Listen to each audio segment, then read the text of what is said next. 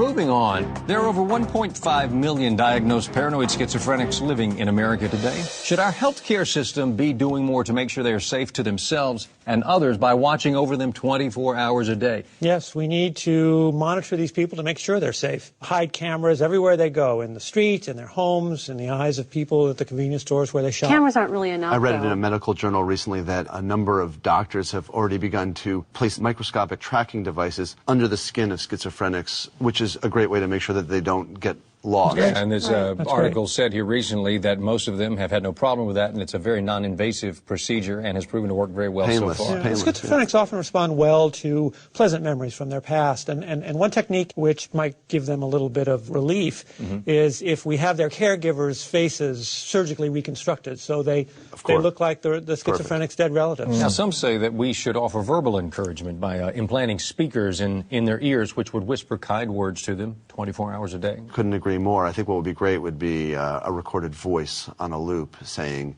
everyone around you wants to get you, in reference to help. Of course, we can't have just one voice. We need to have more than one voice because then they know it's a team effort. That's right. They feel supported by the community, and that's what we really should be going for. But we have to do more than just calm them. You know, we have to give them practical advice, too. Like tell them which bus drivers hate them, which manholes are covering up underground government prisons, which statues don't love them anymore, you know, that sort of thing. This kind of technology would be expensive. Some people have said to slip it into their minds subconsciously, perhaps through coded anagrams that, let's say, we would hide or encrypt into books. Definitely. They'll think that they're just reading, you know, standard literature, but actually it will be encoded instructions from people who want to help them. In newspapers, or inside the tattoos of people on the street. Just the ingredients on a box of cereal, anything that they might read. And this is an area where I think that we could really get some help from the government.